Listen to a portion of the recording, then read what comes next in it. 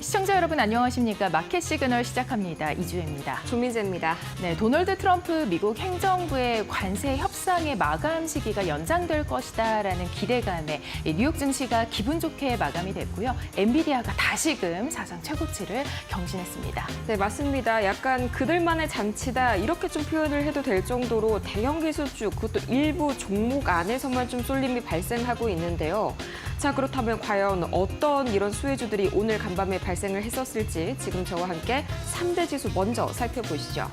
자, 가장 먼저 이 다우지수 0.94%, 나스닥도 0.97% 올랐고요. S&P 500까지 0.8% 지수상으로만 봤을 때는 골고루 올라온 것 같은데 이런 생각이 드실 수도 있겠습니다.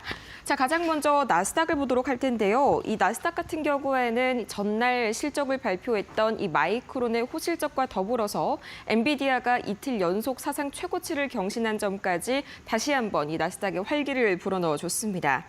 이날도 역시나 좀 대형 기술주를 중심으로 투심이 많이 개선이 된 모습이 나타났고요. 이어서 S&P 500 최근 지수 자체는요. 이날 장중 사상 최고치를 경신을 했습니다. 굉장히 좋은 흐름을 보여주고 있는 것 같지만 사실상 일부 소수 이 기술주들로 수급이 쏠리고 있는 현상이 점점 더 심화가 되고 있습니다. 특히나 지수나 종목이 과열됐는지 너무 과매수권인지 판단할 수 있는 지표 중에서 RSI라는 게 있는데요. 이 RSI가 70을 넘어서게 되면 이 과열로 판단이 됩니다. 하지만 현재 S&P 500은 76, 한참 넘겨서 이 단기 과열 신호가 포착이 되고 있죠. 자, 그러면 밤사이 시장의 돈들이 과연 어떻게 흘러갔을지 지금 바로 한눈에 만나보도록 하겠습니다.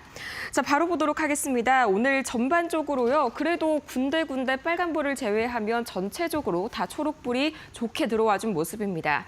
자, 이 다우와 나스닥 그리고 S&P 500까지 좀 골고루 올라줬었는데요. 금리 인하 기대감이 아무래도 유동성 장세를 다시 한번 끌어올렸기 때문에 현재 전체적으로 파란불이 들어와 있습니다.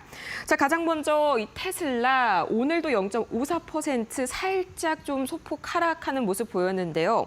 자, 우선 악재가 좀 한 가지 있었습니다. 이 악재는요. 다음 주 인도량 발표를 앞두고 있죠. 그런데 이 중요한 시기에 북미와 유럽에서 생산 운영을 관장하는 최고 책임자를 갑자기 이렇게 머스크가 자르게 되면서 퇴사를 시키게 되면서 이 해고 소식 때문에 악재로 좀 작용이 됐고요.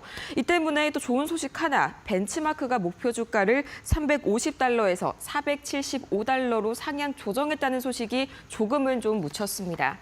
자, 이어서 다음으로 엔비디아 오늘도 역시나 0.46% 크게 올라가게 되면서 $155 선을 돌파했습니다. 사상 최고가를 이틀 연속 경신을 해줬네요. 자, 이 마이크론이요. 굉장히 또 좋은 시기에 어닝 호실적을 발표를 해줬습니다. 이 견조한 AI 수요를 다시 한번 확인하면서 똑같이 주가의 호재로 작용이 됐고요. 또 여기에 AI 자율주행 기업 신젠이요. 이 엔비디아의 아이작 플랫폼을 활용해서 로봇 혁신 기업 중에 하나로 선정이 됐습니다. 자, 이 소식에요. 신젠의 주가가 한때 700% 넘게 급등을 했고요. 또 종가 기준으로도 140% 정말 놀라운 그런 폭등세를 보였습니다. 자, 이어서 애플은요, 조금 안 좋은 소식이 있었습니다. 0.28% 그간 계속 눌려왔기 때문에 오늘은 그래도 약보합권에 좀 머물렀는데, 자, 애플의 경우에는 JP모건에서 목표가를 하향 조정했습니다. 막 그렇게 확 내린 건 아닙니다. $240에서 $230로 $10가량 하향 조정했지만요.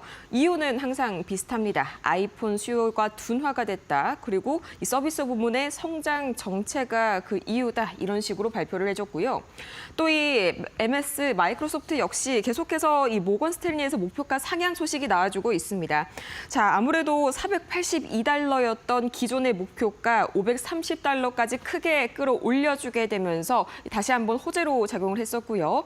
이어서 양자 컴퓨터와 또 오늘 방산 그리고 나머지 그간 살짝 눌려왔었던 이런 테마주들도 오늘은 전반적으로 수급 도는 모습이 보였습니다.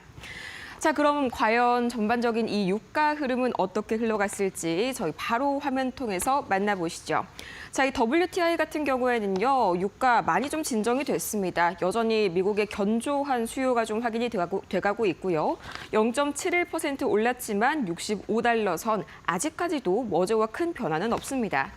자, 여기가 좀 바뀌었죠. 이 달러 인덱스를 보시도록 할 텐데요. 이날 장이 시작하기 직전이었습니다. 이 트럼프 대통령이 이전부터 그런 낌새는 보여왔습니다만 이 파월 연준 의장을 조기에 좀 교체를 할 수 있다. 이런 좀 설이 돌게 되면서 갑작스럽게 이 국채 금리는 하락했고요. 달러 인덱스까지 내려갔습니다.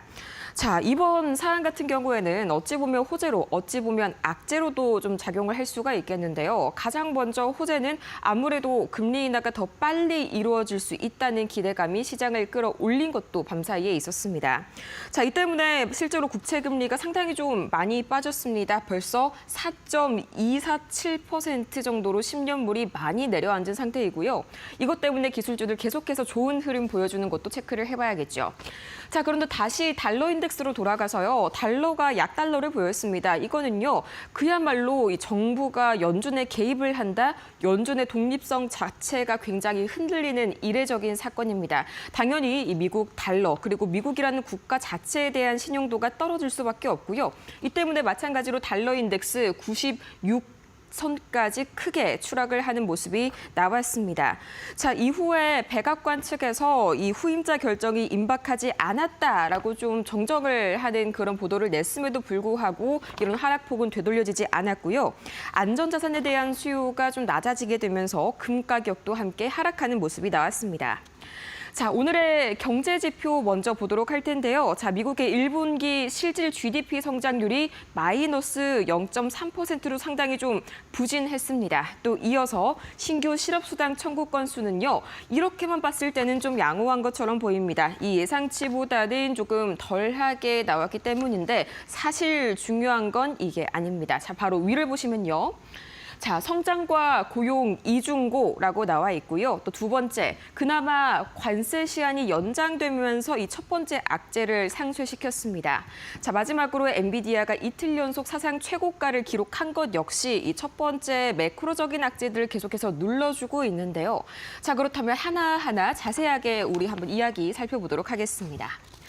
자, 가장 먼저 미국 경제 성장률 추이 제가 지금 오늘 가지고 온 이 그래프를 보시면요. 정말 갑작스럽게 가파르게 지금 하락세가 나오고 있습니다.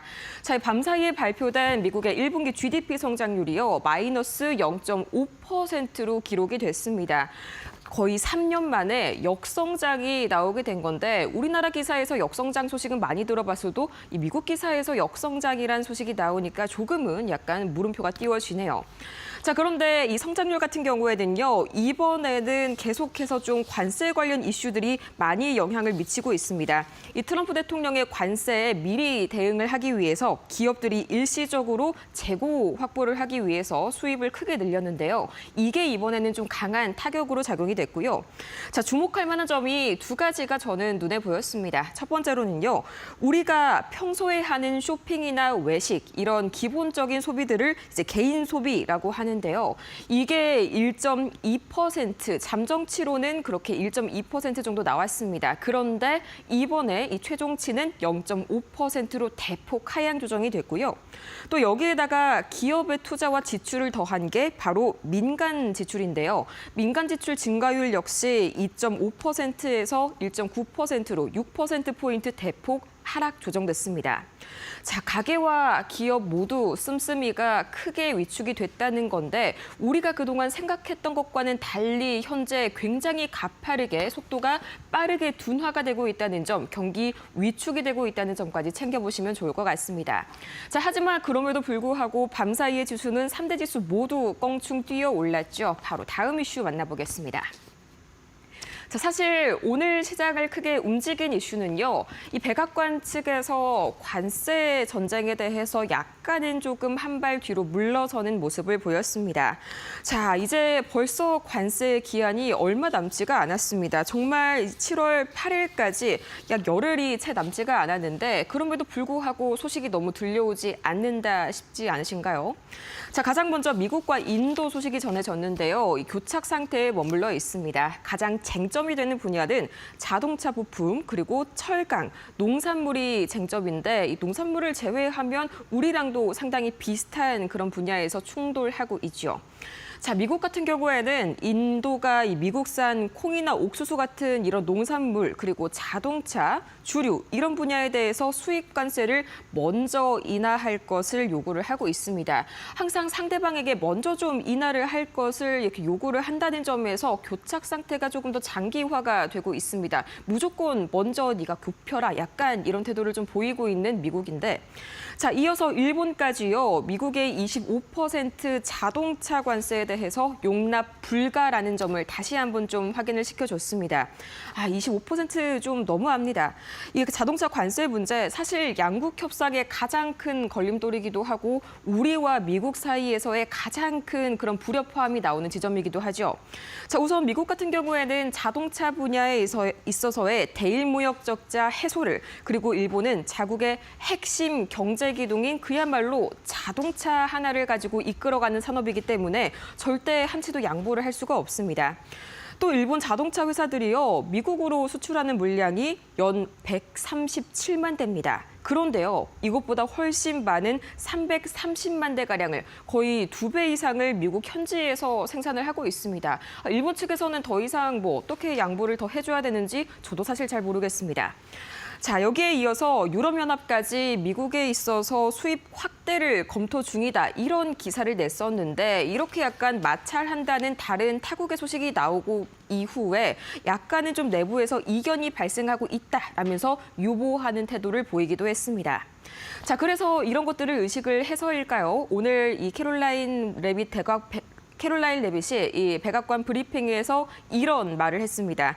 상호 관세 유예 시한이 기존 7월 8일에서 더 연장될 수도 있다. 하지만 그것은 트럼프 대통령이 전적으로 결정할 것이다. 아직까지도 좀 자존심을 버리지 못하는 모습이 나오고 있는데요. 과연 이 트럼프 대통령 언제까지 이런 탁구적인 모습을 보여줄지 꾸준히 이 관세 관련 이슈까지 지켜보시면 좋을 것 같습니다.